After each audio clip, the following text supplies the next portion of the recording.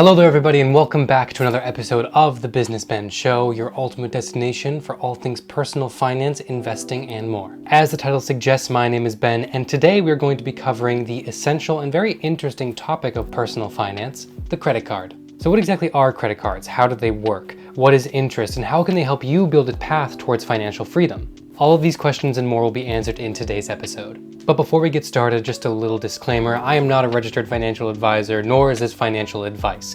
This is purely for entertainment purposes, and I am just some random guy on the internet explaining what I do with my personal credit cards and just talking about some basic information I found online. Please do your own research before making any financial decisions, and if you have any questions, please consult your own personal financial advisor. With that being said, let's get to it. To start off the video, what is a credit card? Well, it's this. End of video. Goodbye. All jokes aside, a credit card is a powerful financial tool that allows you to make purchases using borrowed money. When you use a credit card, you are essentially using borrowed money from the card issuer to pay off your own personal expenses. No money comes out of your bank account when you use a credit card. Not until you pay it off. And trust me, I will get to this more, but you need to pay off those balances. I apologize if I sound like a broken record, but you need to pay them off. Now, companies that issue these cards don't just do it for free. All credit cards have a very interesting thing called interest. In very basic terms, if you don't pay off the card on time, the card issuer will charge you for being late on those payments. Let's look at an example. Let's just say that you spent $100 on a credit card that has a 24% interest rate. If you don't pay off that $100 on time, the card issuer will charge you an additional 24% of that $100. This means that the next time you have to pay off the card, you will not only be charged the $100 you initially spent, but you will also be charged the additional $24 that they charged you in interest. As you can see by that quick example, interest can add up quickly and turn a small purchase into a huge financial burden. The longer you carry a balance on your card, the more interest you will build up.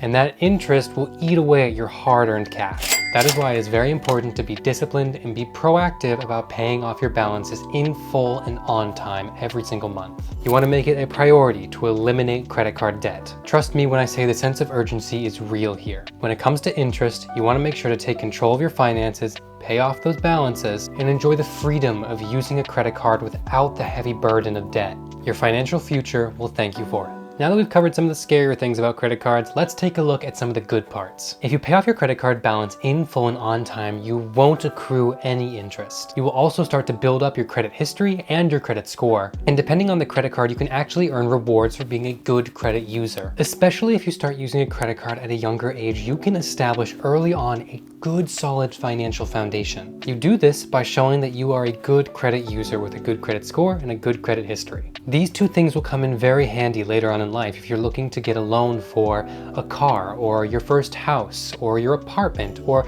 even starting your own business. When banks and lenders analyze you as an individual to see if you will be a good person to lend to, credit history and credit score play a huge part to play in their final decision. Starting young and keeping up on those payments will give you a good credit score and a good credit history that will give you a huge advantage over your peers that don't use credit cards until later on in life. Another great benefit is that credit cards can actually help you save money. Many credit cards offer rewards programs, cashback options, or even perks on travel.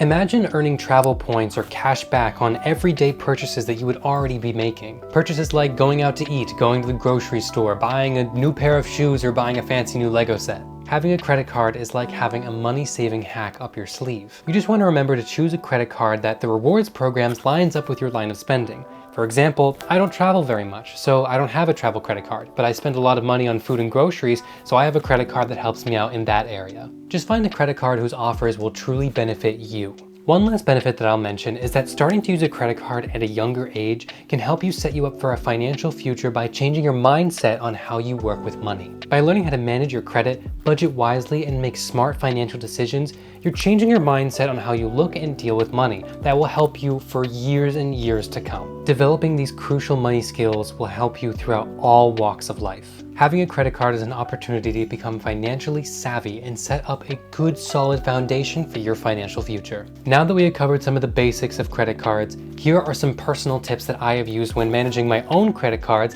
that have racked me up over $500 in cashback points and have earned me a credit score of over 750 at just the age of 20. First and most importantly, never spend more than you have. I'll say it again, never spend more than you have. My favorite credit card right now is the Capital One Savor One credit card. This card personally has a limit of $7,000 on it. At my current level of income, spending $7,000 could put me in a little bit of trouble. That kind of spending could really add up some interest and put me into some severe credit card debt. So to manage this, what I do is I pretend that this credit card is just a fancy debit card. Let me explain. If, for example, I only have $100 in my bank account, then no matter what, no matter how fancy of a Lego set, no matter how nice of a meal I could eat, I will not spend more than $100 on this card, period. Let me say it again. I will never spend more money than I have in my bank account on my credit card. I do this by meticulously tracking how much money is in my bank account and how much money I spent on my card almost every day. But if that's difficult for you to track, a lot of credit cards have features in the app that you can set personalized limits on how much spending you have on the card. So even though this card might have a $7,000 limit, I can set a personal one for just $100 a month, for example. That way you can reduce your spending and keep track of how much money you are spending versus how much money you actually have. It keeps you from not spending more than you have. My second tip for credit cards is start as early as possible. You can get a credit card like I did at 18 years old. Even if you use this card only for gas, or even if you only put $100 a month on that card. Paying off those balances and starting to use a credit card early will put you way ahead of the curve. Let's just say that you're going to college. Imagine all the spending you're going to be doing on eating out, educational supplies, grocery, or fun trips with your friends. All that spending that you're already going to be doing could be put on a credit card and start to build up your credit history and your credit score. If you graduate with 4 years of good, healthy credit history towards your first car, your first house, or your first business, that is 4 years of credit history that you are ahead of your peers. And 4 years is a long time to catch up, especially at a younger age. Personally, I started with the Discover student card. They pretty much give this to any student with a university email or a school email. This card has a great app, has great customer service. It also has revolving 5% cashback categories, as well as 1% cashback on every other purchase. It has a very low barrier to entry, like I said, so pretty much anyone who is a student can get this. And a good alternative to this card if you're not a student is the Discover It card. I'll leave links to all of these cards down below. My third tip is pay off that balance as soon as it hits. Let me explain. With the credit cards that I have, I can make multiple payments within the 1 month time frame. That means when I'm meticulously going through every day and looking at my credit spending and how much money is in my account, when I see a balance pop up on my credit card, I pay it off. Even if that means I am making 5, 6, 7 payments within 1 month time frame, I just like to pay it off as soon as it hits so I can forget about it and look forward.